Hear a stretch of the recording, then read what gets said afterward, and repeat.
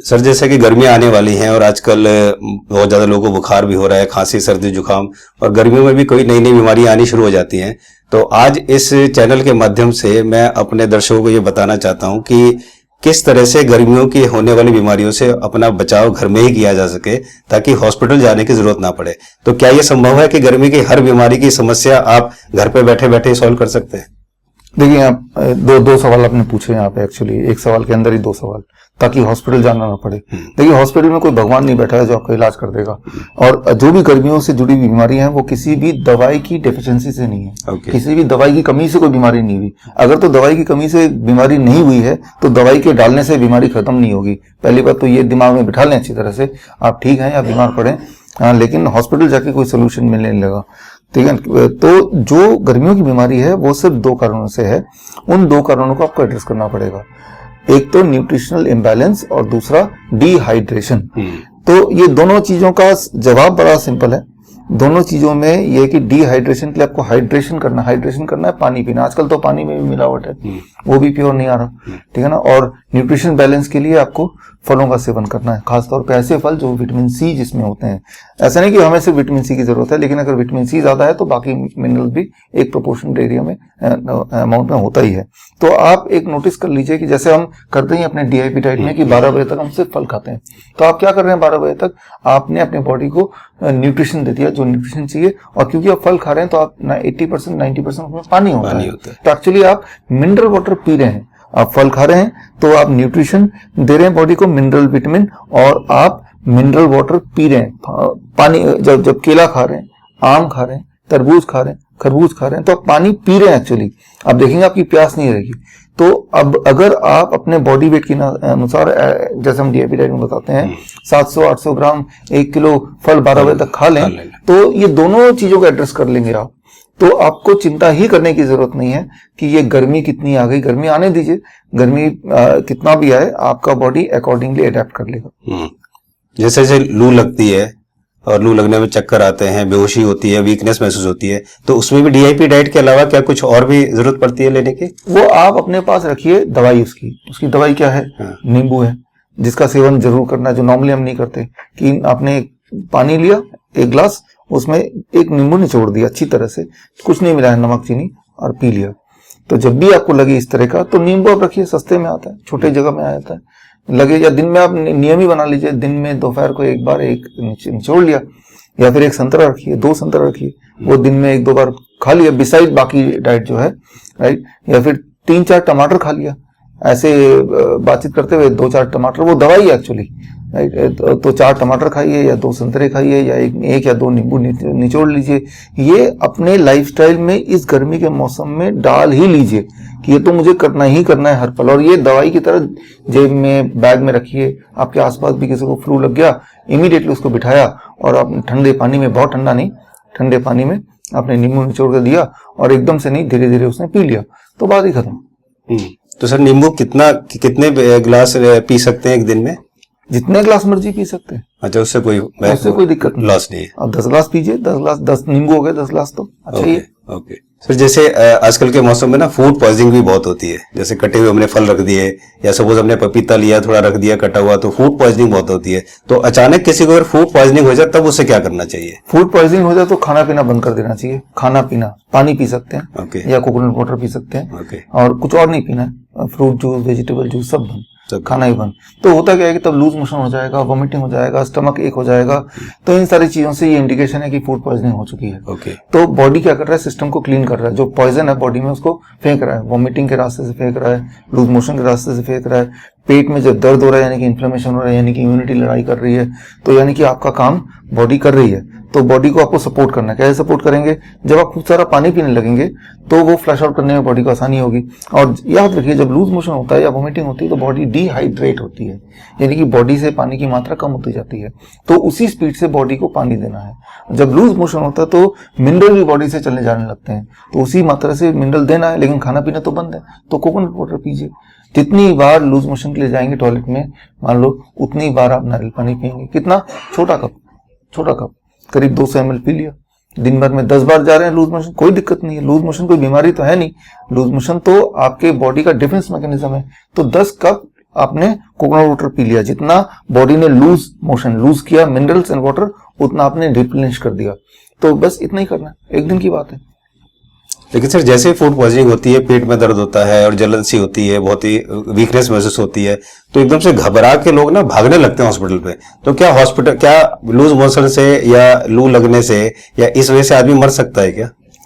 Loose motion में लू लगने से हॉस्पिटल जाएंगे तो मर सकता है, क्योंकि हॉस्पिटल में ऐसी कोई दवा नहीं है, ऑन रिकॉर्ड में बोल रहा हूँ, ऐसी कोई दवा नहीं है जो आपके लूज मोशन में कोई हेल्प कर सकती है। नुकसान कर सकती है जरूर। राइट, वो ड्रिप वगैरह लगा देंगे, जब भी ड्रिप लगाते हैं तो बॉडी का होमोस्टेसिस बिगड़ जाता है, और होमोस्टेसिस बिगड़ जाता है तो किडनी फेल हो सकता है, होता ही है किडनी फेल। राइट, तो इसीलिए आपको कहीं जाना नहीं है, आपको जाएंगे वहां का अपना एक माहौल है, ऑलरेडी आपका जो इम्यूनिटी कमजोर हो चुकी है, उस वक्त आपकी इम्यूनिटी ऑलरेडी लड़ाई कर रही है, ऐसे में आप एक ऐसी जगह जा रहे हैं जहाँ पे इन्फेक्शन वगैरह फैले हैं, आफ्टर ऑल वो हॉस्पिटल है, तो उससे आपके चांसेस मरने के बढ़ जाएंगे। और वैसे भी डायरिया से सबसे ज्यादा लोग मरते हैं भारत में, 15% जो डेथ होती है भारत में डायरिया की वजह से है। तो इसलिए नहीं कि हर जगह हॉस्पिटल रिस्पॉन्सिबल है कि डायरिया हुआ जा रहा है, लेकिन उनको ये नहीं पता करना क्या है। छोटी सी बात मैंने जो बताई अभी, तो बस उतना ही करते रहेंगे तो बॉडी रिकवर करेगी, लेकिन अगर वो पता नहीं है तो फिर इसके अलावा कुछ ना कुछ और करेंगे। ऐसे में जो ऑलरेडी कमजोर हैं या बहुत छोटे बच्चे हैं, उनकी फिर डेथ हो जाती है। तो कितने दिन तक नहीं खाना है अगर फूड पॉइजनिंग है तो? जब तक आपको लूज मोशन और वॉमिटिंग चलेगा, स्टमक एक होगा, तब तक वो हो सकता है कुछ घंटे, 5-6 घंटे। 5 घंटे इट डिपेंड्स ऑन कि वो फूड पॉइजनिंग का इंटेंसिटी कितना है, कितना ज्यादा फूड पॉइजनिंग हुई, उसके कॉन्टेक्स्ट में वो कैसे पता चलेगा। अच्छा, वॉमिटिंग बंद हो गया, अच्छा डायरिया बंद हो गया, पेट में दर्द भी नहीं हो रहा, ठीक हो गया, 24 आवर्स में आराम होना शुरू हो जाएगा उसको? ज्यादातर 24 आवर ही मैक्सिमम हो जाता है। ओके सर, गर्मियों के दिनों में स्किन प्रॉब्लम भी आती है, जैसे स्किन बर्न हो जाता है, लाल लाल चकत्ते आ जाते हैं और ईचिंग बहुत होने लगती है, तो ऐसे में क्या करना चाहिए उसे? देखिए, ये घमौरियां वगैरह, स्किन की इन्फेक्शन, ये क्या है कि बॉडी में जब पानी का बैलेंस, मिनरल का बैलेंस कम हो जाता है तो बॉडी फ्लश आउट नहीं कर पाती टॉक्सिन को। राइट, किडनी ठीक से काम नहीं करती है, यूरिनेशन ठीक से होगा नहीं, वो पीला यूरिन होगा, तो बॉडी क्या करती है, अपने टॉक्सिन को बाहर निकलने का एक और रास्ता निकालती है, third kidney, that is our skin. Skin के माध्यम से निकालेगी, स्किन के माध्यम से वैसे भी निकालती है, पसीने आते हैं हमें, लेकिन जब एक स्किन जो डिजाइन है ये सिर्फ टॉक्सिन को निकालने के लिए नहीं, सारे बॉडी को जोड़ने के लिए है, या फिर एक बैलेंस टेम्परेचर मेंटेन करने के लिए, इसके और सब बहुत सारे काम है स्किन के, या ब्रीदिंग के लिए। आप जब सांसें ले रहे हैं, 99% जो ऑक्सीजन है वो नाक से जा रहा है, 1% ऑक्सीजन स्किन से भी जा रहा है। तो ये जो स्किन है ना, skin is doing several work, and one of the work is that it is working as a partial kidney also. तो अगर तो आपके बॉडी में पानी की मात्रा कम हो, बैलेंस में ना हो, मिनरल्स कम हो, तो फिर स्किन की रैशेस पड़ती हैं। अदरवाइज गर्मी में स्किन की रैशेस नहीं पड़ सकती। जो मैंने डाइट बताया, जो मैंने आपको प्रिवेंशन बताया, वो करिए तो आपको घमौरियां, ये सारी चीजें नहीं हो सकती। ओके सर, ऐसे टाइफाइड में होता है पेट दर्द होना या तेज बुखार होना, पेट फूलना, भूख न लगना, कमजोरी महसूस होना, उसमें भी यही डीआईपी डाइट लेना है या उसमें? देखिए, पेट की कोई भी दिक्कत हो तो आपको ये नहीं पता कौन सा वो टाइफाइड है तो कौन सा वाला बैक्टीरिया है। ओके, वो तो डॉक्टर डायग्नोस करके बताता है अपने हिसाब से, जो कि कई बार करेक्ट नहीं भी होता है। आपका पेट बता देगा, पेट बता देगा। जैसे आप टाइफाइड की बात कर रहे हैं, टाइफाइड में वही पेट में दर्द होगा, उल्टी होगी, वॉमिटिंग होगी। अब ये कौन से वाले बैक्टीरिया की वजह से है, कौन से वाले इन्फेक्शन की वजह से है, उसको पता करने की आपको आवश्यकता नहीं है। आपको सिर्फ ये देखना है कि मुझे क्या करना है। तो क्या करना है, मैंने जस्ट अभी बताया, उसको करना है। एक दिन लगेगा, टाइफाइड है तो एक ही दिन लगेगा, 24 घंटा ही लगेगा। वो बीमारी बड़ी दिखाई दे रही है, वो बीमारी कब बड़ी होती है, जब इसके अलावा कुछ और करने लगेंगे, दवाई लेने लगेंगे, तब वो महीनों चलता है या फिर इंसान मर जाता है। तो सर, मीजल्स और चिकन पॉक्स के केस में क्या होगा? देखिए, मीजल्स और चिकन पॉक्स भी एक रेस्पिरेटरी इलनेस है, ठीक है ना, वो नाक से, मुंह से जाता है, राइट, जैसे बाकी रेस्पिरेटरी इलनेस होता है। और इसमें भी आपकी body can recover well. After all respiratory मतलब रेस्पिरेटरी ट्रैक में ही है। और जैसे ही आपको पहला सिम्टम आता है तो आपको 3 स्टेप फ्लू डाइट लेना है। इसमें भी शुरू में जो सिम्टम्स होते हैं वो किसी भी फ्लू की तरह ही होते हैं। तो मीजल्स को, चिकन पॉक्स को भी फ्लू, रेस्पिरेटरी इलनेस की कैटेगरी में रख सकते हैं। सिर्फ इसमें यह है कि फॉर एग्जांपल मान लो चिकन पॉक्स है, उसमें बॉडी में भी अलग अलग तरह के दाने सब दिखने लगते हैं, रैशेस, आंखें भी लाल हो जाती हैं। हाँ, रैशेस दिखने लगते हैं आंखें। तो ये सारी चीज सेकेंडरी स्टेज, उस स्टेज तक जाने की जरूरत ही नहीं है। वहां तक क्यों पहुंचाएं? जैसे आपको पहला सिम्टम लगे उसी वक्त 3 स्टेप फ्लू डाइट ले लीजिए। तो चिकन पॉक्स वहीं का वहीं रुक जाएगा। नाम दे दिया गया chicken pox, actually it is a respiratory virus. Respiratory virus को वहीं पे रेस्पिरेटरी ट्रैक में हमें होल्ड करना है, उसको निमोनिया नहीं बनने देना है, उसे स्किन डिजीज नहीं बनने देना है, राइट। तो वो खत्म हो जाएगा। तो बस ये है कि जैसे आपको सिम्टम आए तो ये रेस्पिरेटरी ट्रैक से जाता है, तो सबसे पहले सिम्टम रेस्पिरेटरी इलनेस वाली आएगी, फ्लू वाली आएगी, राइट। फ्लू में क्या होता है, बॉडी होता है, हेडेक होता है, राइट, या फिर खांसी होता है या फीवर होता है। तो आप 3 स्टेप फ्लू डाइट शुरू कर दें, और एंड जैसी फीवर कम हो followed by DAP diet minus plate 2 जो हम बताते हैं वो करें। तो any respiratory virus, whether it is because of what you call as measles और you call as chicken pox और any other influenza, the cure is the same. So जो डिहाइड्रेशन में बोला गया है कि बोलते हैं कि प्यास लगे तभी पानी पिए, लेकिन गर्मियों के दिनों में क्या हमें बिना प्यास के भी पानी पीना चाहिए? देखिए, एज लॉन्ग एज आपका न्यूट्रिशन ठीक है, डाइट ठीक है, जो लोग डीआईपी डाइट पे हैं yes, yes. तो वो ऑलरेडी पानी पी रहे हैं, तो उनको कोई अगर प्यास नहीं लगे तो आपको जबरदस्ती पानी पीने की आवश्यकता नहीं है। प्यास नहीं लगे तो जबरदस्ती पानी की पीने की जरूरत नहीं है, आपका बॉडी खुद ही इंडिकेट करता है। जैसे ये पीलिया है, हेपेटाइटिस ए है, जॉइंटिस है, ये सब भी बीमारियां काफी गर्मियों के दिनों में होनी शुरू हो जाती हैं, तो इस केस में क्या करना चाहिए पेशेंट को? देखिए, आपने हेपेटाइटिस की बात की, hepatitis A B C D E F G आने वाले दिनों में जेड तक आ जाएगा। ओके, ठीक है ना।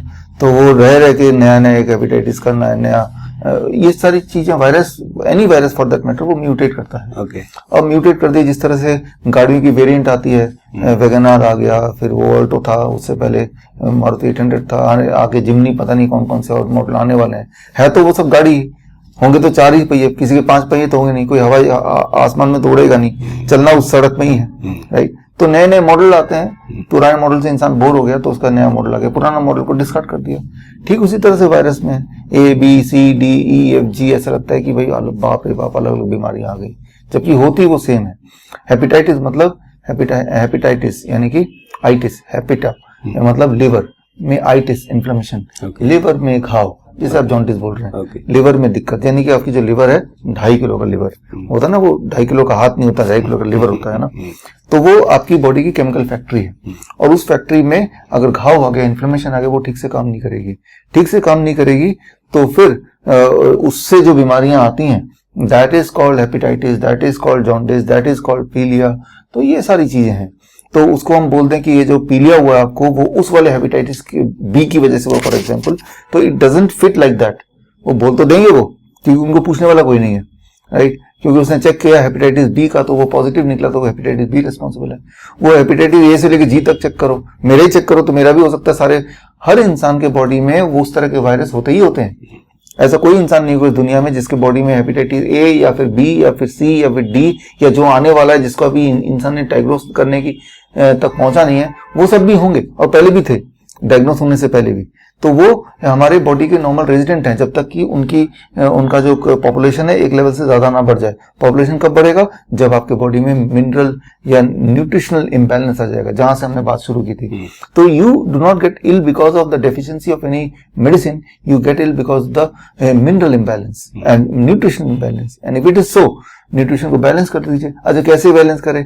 फिर वही बात मैंने आपको बताया, डीआईपी डाइट करते ही वो बैलेंस हो जाएगा।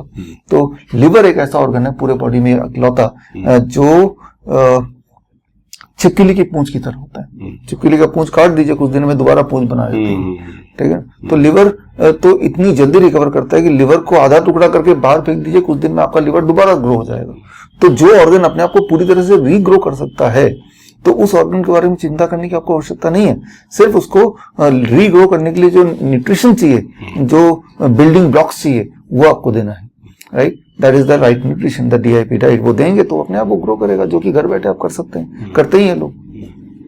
Thank you so much sir. गर्मियों की जितने भी आपने प्रॉब्लम्स थी, बीमारियां थी, वो आपने काफी सही से समझा दी, और मुझे उम्मीद है कि सब लोगों को समझ में आ गया होगा कि कोई दिक्कत परेशानी नहीं होगी। Thank you so much sir, thank you so much for the valuable time. Thank you so much.